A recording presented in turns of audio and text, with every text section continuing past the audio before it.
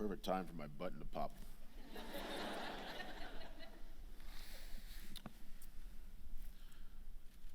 It was my senior year of college, and the Pac-10 Conference Track and Field Championships were at my home, Stanford University, and I was favored to win. So after the first 3 jumps, I was sitting in second place and had my sights set on my first conference championship. But then during the finals, I felt a twinge in my knee, a glitch in my physical performance. Unfortunately, the week leading up to this competition, I had injured my lateral collateral ligament.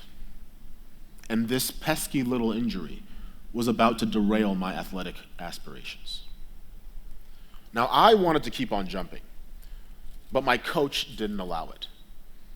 So I had to sit there and watch as another athlete surpassed my mark, and I settled for 3rd place at my home turf in what would be my last home track meet of my collegiate athletic career.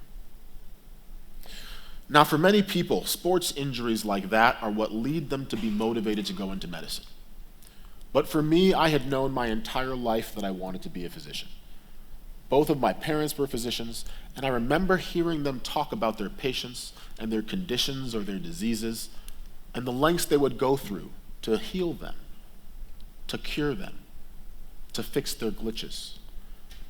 I was always fascinated about the ability to use your mind or your hands to affect change in someone else's body. So while I may not have been able to then win that conference championship as an athlete, I did end up finishing as an All-American student athlete, graduated with honors, and then went to medical school here. During medical school, I remember learning all about what can go wrong in the body, and then how we have resources that we can use to fix them. And so I always thought that there was nothing wrong with fixing the human body. And so I then went on to match into orthopedic surgery residency at Yale, and I thought I was well on my way to becoming a physician that would use my hands and my mind to then impact change in someone's life. Or so I thought. On July 4th of 2013, I dove into a pool, and I broke my neck, paralyzing myself from the chest down with very minimal use of my upper extremities. My colleagues pulled me out of the pool and took me to our hospital, where I had 2 surgeries to stabilize my spine and attempt to restore the function that I'd lost. A pesky little knee injury had ended my sports career in 2007. Was this now going to be the thing that derailed my professional career as well? Prior to this point, I had not known what life looked like on the other side of the stethoscope. Despite being a physician that took care of patients with disabilities, I didn't realize how inaccessible the world was to those people that lived with disability. I didn't realize how I had been unintentionally perpetuating this belief that disabled bodies were merely broken medical mistakes that needed a physician's hands to come and heal them, to fix them. So while I worked hard in therapy to regain some of the function that I'd lost, as you can see, I still navigate the world as a wheelchair user, can't feel pain or temperature from below my chest, and have other often unseen long-term impacts of my spinal cord injury. But I no longer view my body as broken, and I'm no longer waiting for a physician's hands to fix me. In fact, I now see the life of disability as this beautiful fabric of disability as identity, as disability culture. And I've seen the benefits that this can provide. Now, in my work that I do now, I have the pleasure of leading disability services for the University of Michigan. Now, on one hand, we have to then rely on the medical model of disability to then determine the disability-related barriers that our students face to provide them with accommodations. But on the other hand, we also strive to create an inclusive and welcoming campus culture and climate, recognizing disability as an element of diversity.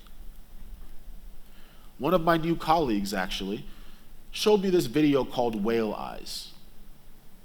Her name is Anya, and Anya told me that in this video, James Robinson invites us to see the world through his eyes.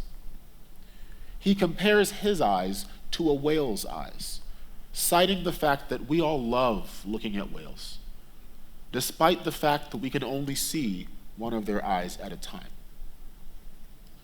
And so he concluded with a very powerful statement that resonates with me. He said, "I have no problem with how I see. My only problem is with how I'm seen." Now, Anya has also entered this world of disability, but not through a glitch in her own life, but due to the birth of her third child, Pearl. Shortly after Pearl's birth, no foreshadowing there, Anya and her husband Dave discovered that she had a disability that was going to lead to poor vision. And Anya has recently opened up to me about the fact that for the first 4 years of Pearl's life, she tried to fix that. She tried to heal that. She tried to change her daughter. Now, after joining our office, she now says that she sees the beauty in disability. And she is no longer trying to change her daughter, but instead she's trying to change the world in which her daughter lives so that it is accessible to her.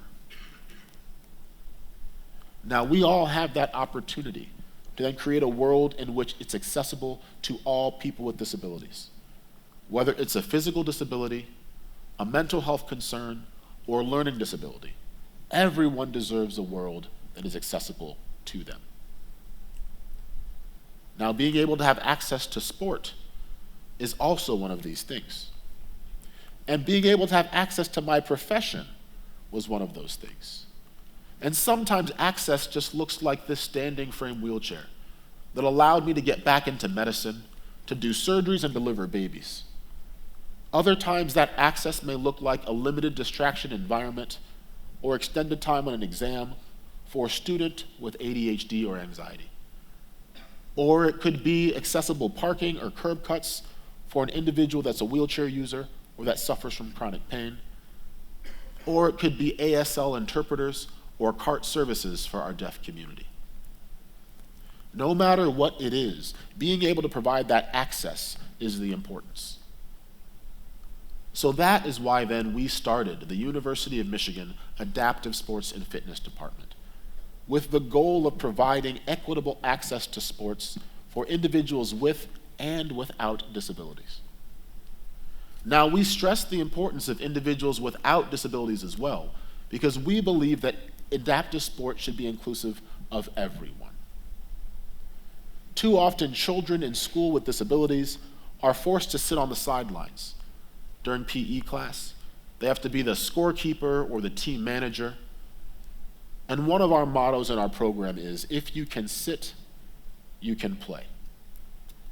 And so therefore, we have embedded adaptive sport and inclusive recreation curriculum into every single 6th grade class across all of Ann Arbor Public Schools, to then demonstrate that disability doesn't mean inability.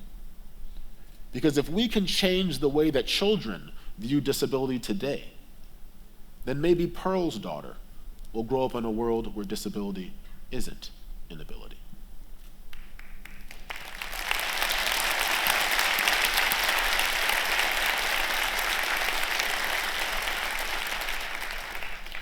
Now, this is just one of the aspects of the program that we've built. And today you have heard from many people that have talked about how their setbacks they were able to come back from. Now the goal for us today is to then leave with one thing. And if there's one thing you leave with, know that while it is okay to fix some glitches, know that not all of them will be fixed. And they don't need to be. If it weren't for my glitch, I guarantee that I would not be in the profession that I'm in now. I would not have the perspective on life that I do now. And I certainly wouldn't have had the opportunity to meet some of the amazing people that I've met over the past 10 years. And in fact, it was my 11-year-old son, Xander, who taught me that glitching, apparently in the video game world, can be a good thing. It allows you to fly through the air, go through walls, and do all sorts of other cool things that you can't do in the normal game. So I invite you to view disability in that same way, because there is a beauty in disability. There are things that you may not have seen, that you may not experience, that you may not understand, that the disability community can bring. Now, as I said, many people have talked about their own glitches and setbacks, and I shared one with you that could have been a life-ending injury, but instead what it was one that changed my life view and my life perspective. While I could have thought that my athletic career ended in 2007 with my knee injury, or in 2013 with my spinal cord injury, this same adaptive sports and fitness department gave me access and opportunity in a way that I thought I had lost. So in 2022, this time wearing maize and blue, I didn't just win the conference championship that I had been striving for 15 years ago. This time, I did a little bit better.